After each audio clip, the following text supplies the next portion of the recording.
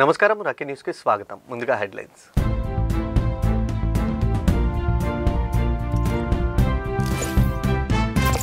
మన తొలి ప్రధాని పిల్లల ప్రియనేస్తం పండిత్ జవహర్లాల్ నెహ్రూ పుట్టినరోజు సందర్భంగా జరిగే బాలల దినోత్సవ వేడుకలు కేరీజ్ స్కూల్లో ఘనంగా జరిగాయి.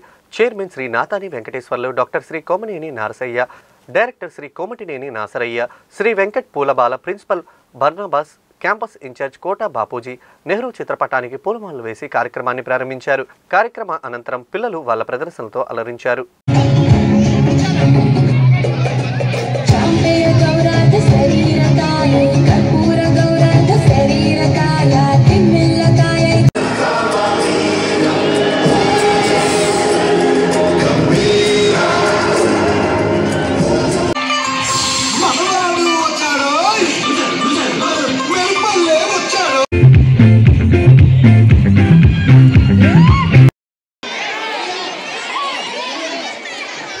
నర్సరావుపేటలో సత్తెనపల్లి రోడ్డులోని అయ్యప్ప స్వామి దేవస్థానంలో నవంబర్ 16 నుంచి జనవరి 14 వరకు ప్రతిరోజు మధ్యాహ్నం 12 గంటలకు మాల ధరించిన స్వాములకు అన్నప్రసాద వితరణ కార్యక్రమం జరుగుతుందని ఆలయ కమిటీ సభ్యులు తెలిపారు. మండల పూజ, పుష్పయాగ మరియు పడిపూజ, అన్నదాన ప్రారంభ మహోత్సవ ఆహ్వాన పత్రికను ఎమ్మెల్యే చెదలవాడ అరవింద్ బాబు, ఆలయ అధ్యక్షులు బుజ్జ వెంకట సత్యనారాయణ, కార్యదర్శి గంధం వెంకట సూర్యనారాయణ, కోశాధికారి మైలవరపు ధనుంజయ్ సేవకులు ప్రసాదులు అందజేశారు.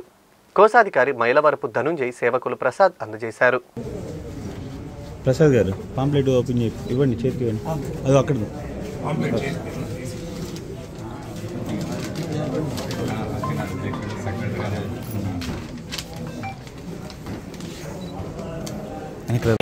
స్వామి శరణం, స్వామి శరణం, స్వామి శరణమయ్యప్ప. సత్రపల్లి రోడ్లో వెలిసినటువంటి శ్రీ శ్రీ శ్రీ శ్రీ అయ్యప్ప స్వామివారి దేవస్థానంలో వార్షికంగా జరిగే పుష్పయాగం, అలాగే అన్నాభిషేకం, సాయంత్రం పడిపూజ కార్యక్రమాలు, అన్నదాన కార్యక్రమాలు, అలాగే భిక్షా కార్యక్రమాలు అత్యంత వైభవంగా నిర్వహించబడుతున్నాయి. కావున 50 మంది భక్తులు ఇచ్చేసి ఈ యొక్క కార్యక్రమాన్ని తిలకించవలసిందిగా కోరుతున్నాము. ఇట్లు శ్రీ అయ్యప్ప స్వామి దేవస్థానం చైర్మన్ ప్రవళిక సత్యం గారు, అలాగే గంధం వెంకట సూర్యనారాయణ గారు, మైలవరపు ధనంజయ్ గారు మరియు దేవస్థానం కమిటీ సభ్యుల సహకారాలతోటి, భక్తుల సహాయ సహకారాలతోటి ఈ కార్యక్రమాలు నిర్వహించబడుతున్నాయి. స్వామియే శరణమయ్యప్ప. స్వామి శరణం, స్వామి శరణం, స్వామి శరణం. సత్తెనపల్లి రోడ్లోని శ్రీ శ్రీ అయ్యప్ప స్వామి దేవస్థానంలో రేపు నవంబర్ 16 నుంచి జనవరి 14 వరకు అన్నదాన కార్యక్రమం ఏర్పాటు చేయడం జరుగుతుంది. ప్రతి సంవత్సరం లాగానే ఈ సంవత్సరం కూడా నవంబర్ 16 శబరిమలలో అయ్యప్ప స్వామివారు దీక్ష ప్రారంభించిన రోజు నవంబర్ 16, అలాగే డిసెంబర్ 26 వరకు స్వామివారి దీక్షలో ఉంటారు. ఆ దీక్షా కార్యక్రమం సందర్భంగా మరి మండల పూజా కార్యక్రమం కూడా ఏర్పాటు చేయడం జరిగింది. ఆ మండల పూజా కార్యక్రమం సందర్భంగా నవంబర్ 16 నుంచి జనవరి 14 వరకు కూడా దేవాలయం తెరిచి ఉన్నన్ని రోజులు, శబరిమల దేవాలయం తెరిచి ఉన్నన్ని రోజులు కూడా ఇక్కడ అన్నదానం చేయడం మన ఆనవాయితీ కార్యక్రమం జరుగుతుంది.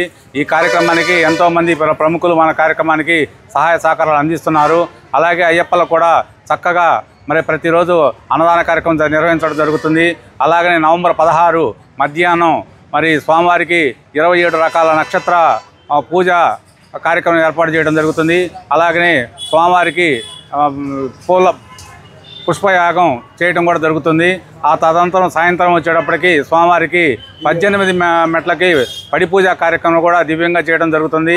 మరి ఈ కార్యక్రమానికి అందరూ సహకరించి మరి ప్రతి ఒక్కరు కూడా విచ్చేసి స్వామివారి కృపా కటాక్షములకు మరి పాత్రలు కావాల్సిందిగా కోరుకోవడం జరుగుతుంది. స్వామి శరణమయ్యప్ప, స్వామి శరణమయ్యప్ప. నర్సరావుపేట మండల జొన్నలగడ్డ పంచాయతీ శివారు ప్రాంతంలో రంగారెడ్డిపాలెంలో ఎమ్మెల్యే డాక్టర్ చెదలవాడ అరవింద్ బాబు, తెలుగుదేశం పార్టీ రాష్ట్ర కార్యనిర్వహణ కార్యదర్శి నల్లపాటి రామచంద్ర ప్రసాద్ పర్యటించారు. ఈ సందర్భంగా గ్రామస్తులు తెలిపిన సమస్యలను నేతలు పరిశీలించారు. రంగారెడ్డిపాలెంలో గవర్నమెంట్కు చెందిన ఎస్ఎన్ ల్యాండ్గా సుమారు 6 ఎకరాల భూమి ఉందని, ఆ భూమిని గ్రామంలో ఉన్న పేద ప్రజలు ఇల్లు పట్టాలు ఇవ్వాలని స్థానిక నాయకులు వెంకటేశ్వర రెడ్డిని, సాంబశివరావు రెడ్డిని ఎమ్మెల్యే అరవింద్ బాబు, టీడీపీ నేత నల్లపాటి రామచంద్ర ప్రసాద్ దృష్టికి తీసుకువచ్చారు.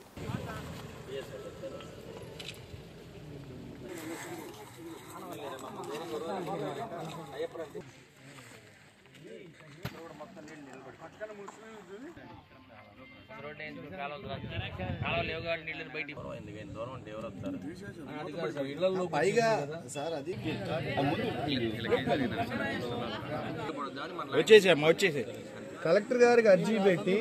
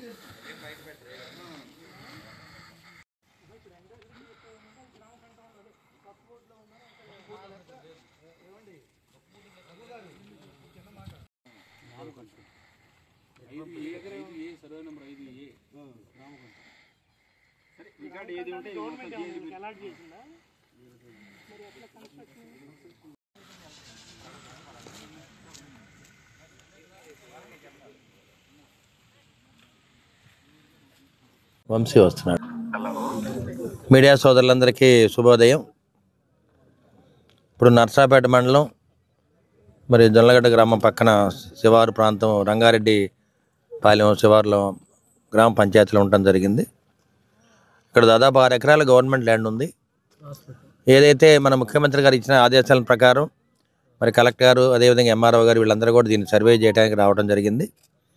మరి దీన్ని గ్రామంలో ఉన్న బీసీ వర్గాలన్నిటికీ కూడా ఈ 6 ఎకరాలని మరి బీసీ కాలనీకి ఏర్పాటు చేయడానికి ఇంతకుముందు అందరూ కూడా ప్రయత్నం చేయడం జరిగింది.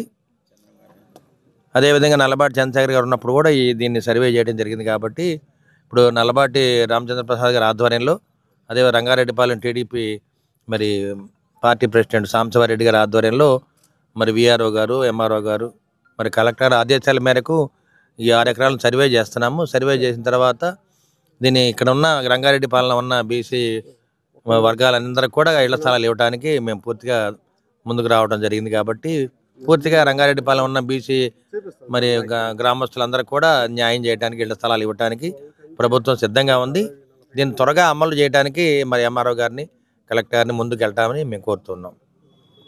మండలం జొన్నలగడ్డ పంచాయతీలో ఉన్నటువంటి శివారు గ్రామం రంగారెడ్డిపాలెంలో గవర్నమెంట్ అసైన్ ల్యాండ్ ఒక 6 ఎకరాలు ఉన్నదని, ఈ 6 ఎకరాలని గ్రామంలో ఉన్నటువంటి పేదలు ఎవరైతే ఉన్నారో వాళ్ళందరికీ ఇళ్ల పట్టాలు ఇవ్వాలని చెప్పేసి వెంకటేశ్వర రెడ్డి గారు సాంబశివారెడ్డి గారు వాళ్ళ ఎమ్మెల్యే గారి దృష్టికి తీసుకురావటం, ఎమ్మెల్యే గారు దాన్ని ఎట్లయినా చేయాలన్నటువంటి ఆలోచనతో ఎంఆర్ఓ గారిని విఆర్ఓలు గారిని సెక్రటరీ గారిని అలాగనే సర్వేయర్ని వాళ్ళందరినీ కూడా తీసుకొచ్చి ఎట్టి పరిస్థితుల్లో ఇవాళ రేపట్లో సర్వే అయిపోవాలి.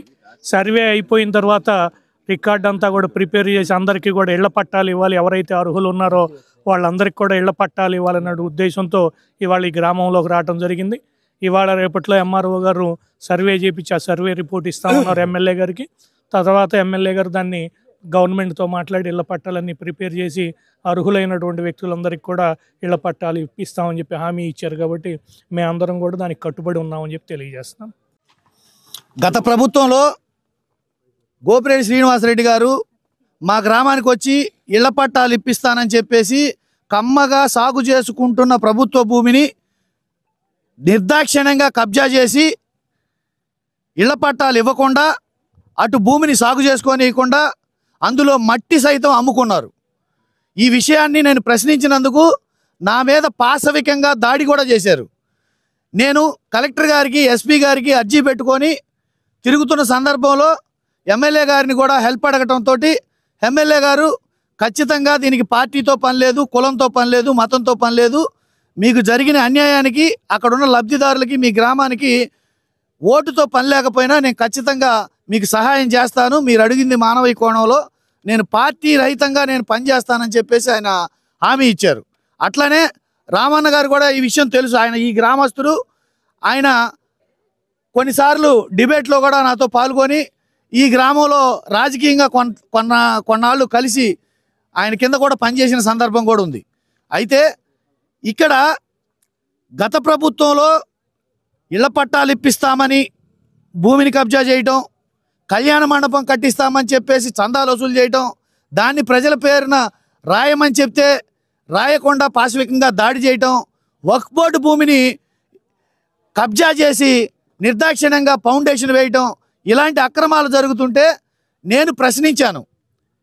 మాకు నమ్మించి మేము మీకు పని చేస్తే మమ్మల్ని మోసం చేశామని చెప్పి ప్రశ్నించాను. అది సోషల్ మీడియా ద్వారా పోస్ట్ పెట్టాను. దాని మీద పాశవికమైన దాడి జరిగింది.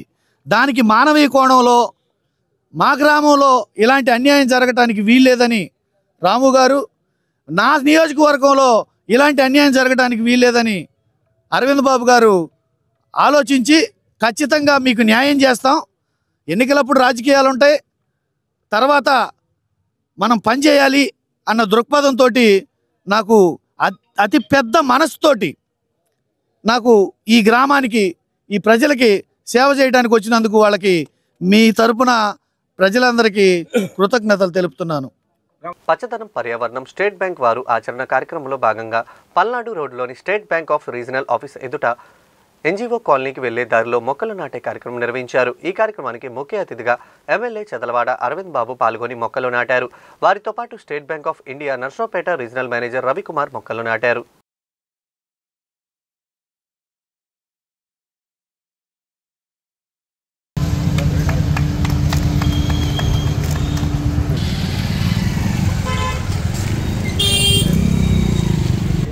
Okay sir.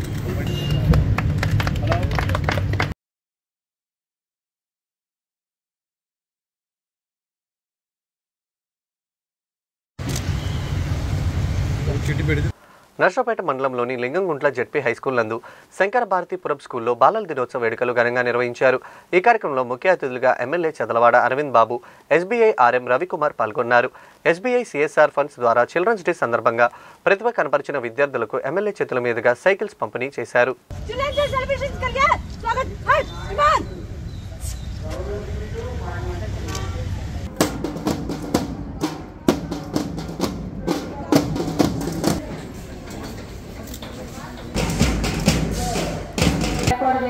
మాకెంతో సంతోషకరమైన విషయం. వాళ్ళని గుర్తించి అంటే వాళ్ళని ఉత్తమమైన ఉన్నారు మన ప్రీతమ నాయకులు రీజనల్ మేనేజర్ గారు, చదలవాడ అరవింద్ బాబు గారిని కార్పొరేట్ సోషల్ రెస్పాన్సిబిలిటీ వాలంటీర్ వచ్చేటప్పటికి స్టేట్ 5th ర్యాంక్ కూడా మనకు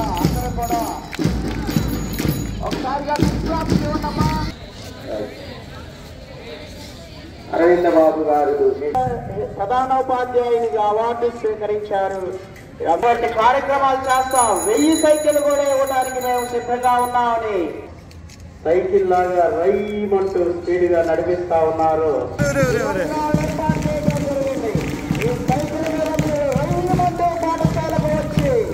ఇవాళ చాచా నెహ్రూ పుట్టినరోజు, బాలురందరికీ పండుగ రోజు, పిల్లలందరికీ కూడా పండుగ రోజు.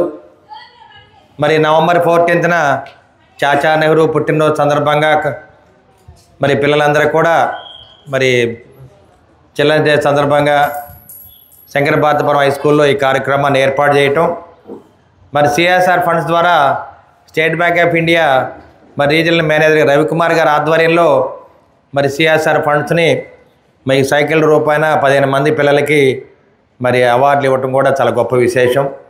ఇప్పుడే హెచ్ఎం గారు మాట్లాడారు. అదేవిధంగా స్కూల్ టీచర్లందరూ కూడా చిల్డ్రన్స్ డే శుభాకాంక్షలు తెలియజేస్తూ ముఖ్యంగా ఇవాళ ఈ కార్యక్రమం చాలా సంతోషంగా ఉంది.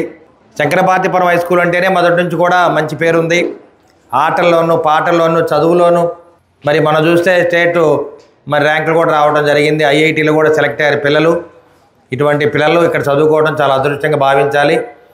మరి శంకర భారతీపురం హై స్కూల్ అనేది ఒక చరిత్ర కలిగిన స్కూల్ కాబట్టి మరి పిల్లలందరూ కూడా బాగా చదువుకోవాలి. బాలబాలికలు బాగా చదువుకొని ఆ చాచా నెహ్రూ గారికి మీరు నివాళులు అర్పించి మనం అందరం కూడా ఈ భారతదేశంలో పౌరులుగా ఉన్నందుకు, అదేవిధంగా మొట్టమొదటి ప్రధానమంత్రిగా మరి చాచా నెహ్రూ గారు పిల్లల్ని ప్రేమించడం, అందుకనే ఆయనకి చాచా అని పేరు రావడం జరిగింది, చాచా నెహ్రూ.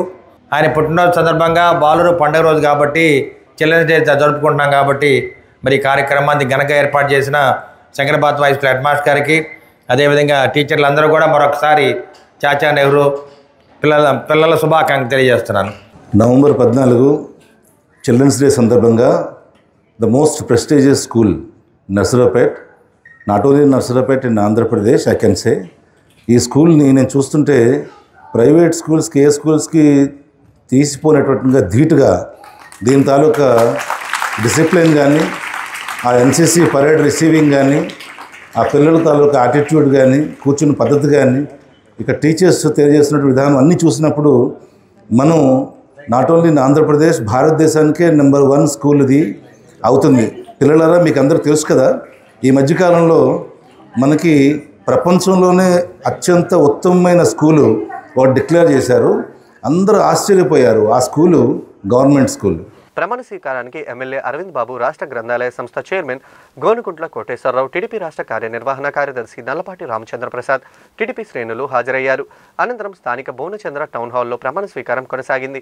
తొలుత ఎన్టీఆర్ కోడెల విగ్రహాలకు నేతలు పూలమాలలు వేసి ఎమ్మెల్యే అరవింద్ బాబు, యువనేత నల్లపాటి ఆధ్వర్యంలో రాష్ట్ర గ్రంథాలయ సంస్థ చైర్మన్ గోనుగుంట్ల కోటేశ్వరరావు పలు పదవులు పొందిన వారిచే ప్రమాణ స్వీకారం చేయించారు. ఈ కార్యక్రమానికి అధ్యక్షత వహించినటువంటి సోదరులు కొట్ట కిరణ్ గారికి, ముఖ్య అతిథిగా విచ్చేసినటువంటి స్థానిక శాసనసభ్యులు డాక్టర్ చదలవాడ అరవింద్ బాబు గారికి, మరొక ముఖ్య అతిథి రాష్ట్ర గ్రంథాలయ సంస్థ చైర్మన్ గోనుగుంట్ల కోటేశ్వరరావు గారికి, సుబ్బరాయ్ గుప్తా గారికి, విజయ్ కుమార్ గారికి, యార్డు చైర్మన్లు పూనాటి శ్రీనివాసరావు గారికి, రామారావు గారికి, అలాగనే ఇవాళ పట్టణ పార్టీ అధ్యక్షుడిగా ప్రమాణం చేసినటువంటి గట్టుపల్లి గారికి, నర్సరావుపేట మండల అధ్యక్షుడు విశ్వేశ్వరరావు గారికి, రొంపిచెర్ల మండల పార్టీ అధ్యక్షులు నాగిరెడ్డి గారికి, అలాగనే అనుబంధ సంఘాల అధ్యక్ష కార్యదర్శులు వాళ్ళ కమిటీలకి, గ్రామాల్లో బూత్ కమిటీలు, టౌన్లో బూత్ కమిటీల అధ్యక్షులుగా, అలాగనే క్లస్టర్ ఇన్ఛార్జీలుగా ఉన్నటువంటి ఇవాళ ప్రమాణ స్వీకారం చేసినటువంటి మన తెలుగుదేశం పార్టీ కుటుంబ సభ్యులందరికీ కూడా ముందుగా హృదయపూర్వకమైనటువంటి నమస్కారాలు, అలాగనే వాళ్ళందరికీ కూడా అభినందనలు తెలియజేస్తూ ఉన్నాను. 2024కు ముందు ఈ రాష్ట్రంలో ఏం జరిగిందో మీ అందరికీ కూడా తెలుసు. ఎలాంటి రాక్షస ప్రభుత్వం ఈ రాష్ట్రంలో ప్రభుత్వాన్ని ఏలిందో తెలుసు. అంతకుముందు తండ్రిని అడ్డం పెట్టుకొని ఏ రకంగా దోచుకున్నాడో ఒక వ్యక్తి, అలాంటి వ్యక్తి మళ్ళా వచ్చి ఒక్క ఛాన్స్ అంటే ప్రజలంతా కూడా ఆదమరిచి అతనికి ఓటేసినందుకు ఈ రాష్ట్రాన్ని ఏ రకంగా దివాళా తీపించాడో మనందరం కూడా చూసాం. మొన్న 2024 ఎలక్షన్లో రాష్ట్రంలో ఉన్నటువంటి ప్రజలంతా కూడా కులాలకి మతాలకు అతీతంగా జగన్మోహన్ రెడ్డి చెప్పినట్టు జగన్ కావాలా జగన్ వద్దా అనేటువంటి ఎలక్షన్ ఇదే అని చెప్పి ఏదైతే అతను చెప్పాడో ప్రజలంతా కూడా ముక్త కంఠంతో జగన్ వద్దు అని చెప్పేసి తీర్పిచ్చినటువంటి పరిస్థితి. తటస్థులుగా ఉన్నటువంటి ఓటర్లందరూ కూడా భయపడిపోయినటువంటి పరిస్థితి.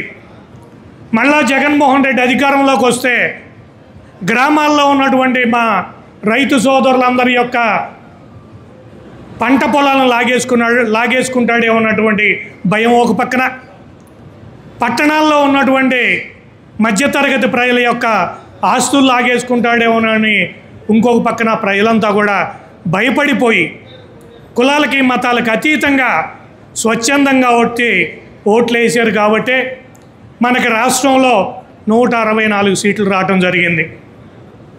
చంద్రబాబు నాయుడు గారి మీద తప్పులు కేసులు పెట్టడం, స్కిల్ డెవలప్మెంట్లో ఆయన అవినీతి చేశాడని ఆయన మీద కేసు పెడితే చివరికి వాళ్ళ పార్టీ కార్యకర్తలు కూడా నమ్మనటువంటి పరిస్థితి. ఎందుకంటే చంద్రబాబు నాయుడు గారు మొదటి నుంచి కూడా అవినీతి అంటే భయం ఆయనకి. ఆయన పక్కన ఉన్నోళ్ళు ఎవరు అవినీతి చేస్తున్నారని చెప్పి డేగ కళ్ళతో ఎప్పుడూ కూడా ఒక చూపు చూస్తూ ఉంటారు. ఆయనకి తెలిసి ఎక్కడా కూడా అవినీతి జరగటానికి అవకాశం లేనటువంటి పరిస్థితి. అలాంటి వ్యక్తి మీద స్కిల్ డెవలప్మెంట్లో అవినీతి జరిగిందని చెప్తే రాష్ట్రంలో ఉన్నటువంటి ప్రజలంతా కూడా దాన్ని ఖండించడం జరిగింది. అలాగనే నారా లోకేష్ గారు, మన యువ నాయకులు, రాష్ట్రంలో ఉన్నటువంటి ప్రజలంతా కూడా భయభ్రాంతులకు గురై బయటికి రావటానికే భయపడుతున్నటువంటి పరిస్థితుల్లో అందరినీ కూడా మేలుకొల్పటానికి మీ అందరికీ అండగా నేనున్నా అని చెప్పి ఎన్నో కష్ట నష్టాలకు వచ్చి ఆ రోజు యువగళం పాదయాత్రను స్టార్ట్ చేయడం జరిగింది. ఆ పాదయాత్ర స్టార్ట్ చేయనప్పుడు కూడా చాలామంది పెద్దలు కూడా చంద్రబాబు నాయుడు గారికి అలాగనే భువనేశ్వర్ గారికి కూడా వద్దు ఆ రాక్షసుడికి ఎదురుగా పాదయాత్ర చేస్తే మన అబ్బాయిని ఏదైనా చేస్తాడు, ఏదైనా చెడు జరగచ్చు, ఆయన వద్దని చెప్పమంటే కూడా ఎట్టి పరిస్థితుల్లో కూడా నేను పాదయాత్ర చేసే తీరుతాను. చెయ్యనిస్తే ఇది పాదయాత్ర, లేకపోతే దండయాత్ర అని చెప్పి దమ్ముగా చెప్పి ప్రజల్లోకి వచ్చి యువగళం పేరుతో మనలందరినీ కూడా చైతన్యం చేసినటువంటి పరిస్థితి. అలాగనే మన అరవింద్ బాబు గారిని తీసుకుంటే 2019లో ఓటమికి గురైనప్పటికీ కూడా ఎక్కడా కూడా పార్టీని కార్యకర్తలను వదిలిపెట్టకుండా ఒక మొండి ధైర్యంతో నేను గెలుస్తున్నాను, గెలవబోతున్నానని చెప్పి ధైర్యంగా చెప్పి కార్యకర్తలందరినీ కూడా మేల్కొల్పి ఆయన కూడా ఇక్కడ మంచి మెజార్టీతో గెలవటం జరిగింది. అలాగనే ఇవాళ ఎవరైతే ప్రమాణ స్వీకారాలు చేశారో వాళ్ళందరి మీద కూడా చాలా పెద్ద బాధ్యత ఉంది. రాబోతూ ఉన్నాయి మున్సిపల్ ఎలక్షన్లు, అలాగనే మండల ఎలక్షన్లు, పంచాయతీ ఎలక్షన్లు అన్నీ రాబోతూ ఉన్నాయి. ఈ కమిటీల మీద చాలా పెద్ద బాధ్యత ఉంది. ఇవాళ మీరు ప్రమాణ స్వీకారం చేశారు, రేపటి నుంచే స్టార్ట్ చేయాలి మీ పనిని. ఎలా స్టార్ట్ చేయాలనేది పెద్దలందరూ కూడా చెప్తారు. అలాగనే నా చిన్న విన్నపం ఏంటంటే 2022లో మేము ఓటర్ లిస్టులు తీసుకుని ఆ ఓటర్ లిస్టును మొత్తాన్ని కూడా స్టడీ చేసి ఆ బూత్లో ఉన్నటువంటి పెద్దలందరినీ పిలిచి ఆ బూత్లో ఉన్నటువంటి ప్రతి ఓటర్ ఎదురుగా కూడా వీళ్ళు వైసీపీ వాళ్ళ, తెలుగుదేశం వాళ్ళ, ఏ కులం వాళ్ళు, ఏ కులం వాళ్ళు ఎక్కువ ఏ పార్టీకి ఓటేస్తున్నారు, ఆ కులంలో ఉన్నటువంటి పెద్దలు ఎవరు, వైసీపీకి ఓటేసే వాళ్ళు ఉంటే వాళ్ళని ఏ రకంగా మనం మన పార్టీకి వెళ్ళి మలుచుకోవాలనేటువంటి ఉద్దేశంతో మేము ఆ రోజున ఓటర్ లిస్టులన్నింటినీ కూడా స్టడీ చేసి ఓటర్ లిస్టులోనే ప్రతి ఓటర్ ఎదురుగా కూడా మేము వైసీపీ అయితే వైసీపీ, టీడీపీ అయితే టీడీపీ అని రాసి ఆ రకంగా ఆ బూత్లో ఎవరికి మెజార్టీ ఉందనేది కూడా మొత్తం వర్కౌట్ చేయడం జరిగింది. దాన్ని 2022లో లోకేష్ గారికి తీసుకెళ్ళి లోకేష్ గారికి చూపించి లోకేష్ గారు చూసిన తర్వాత ఆ ఓటర్ లిస్ట్ ఇవ్వమని ఆయన తీసుకోవటం, తర్వాత పార్టీలో అందరినీ కూడా ఆ రకంగా చేయమని చెప్పి వాళ్ళు చెప్పటం, ఆ రకంగా బూత్ కమిటీలన్నీ కూడా యాక్టివ్ అయ్యి బూత్ కమిటీలు అందరూ కూడా ఆ బూత్లో ఉన్నటువంటి పరిస్థితులన్నీ కూడా ఎనలైజ్ చేసుకున్న తర్వాత మీరందరూ కూడా ఎంతో కష్టపడితే ఈ పార్టీ అధికారంలోకి వచ్చింది. అలాగనే పార్టీ కూడా చూడండి, చంద్రబాబు నాయుడు గారు కానీ, లోకేష్ గారు కానీ, అలాగనే జనసేన అధినేత డిప్యూటీ సీఎం పవన్ కళ్యాణ్ కానీ ఏ రకంగా ఈ రాష్ట్రం కోసం, అభివృద్ధి కోసం పాటుపడుతున్నారో మీరంతా కూడా గమనించాలి. ఆ రోజున సూపర్ 6 పేరుతో మేనిఫెస్టో పెడితే ఆ మేనిఫెస్టోని అందరూ కూడా విమర్శించినటువంటి పరిస్థితి. డబ్బులు ఎక్కడ ఉన్నాయి ఇన్ని స్కీములు రన్ చేయడానికి అని చెప్పి చంద్రబాబు నాయుడు గారు మళ్ళా మభ్యపెడుతున్నారు ప్రజలని చెప్పేసి విమర్శించినటువంటి పరిస్థితి. కానీ ఇవాళ మనం చూస్తూ ఉన్నాం ఏ రకంగా సూపర్ 6ని ఇంప్లిమెంట్ చేసుకుంటూ వెళ్తూ ఉన్నాం.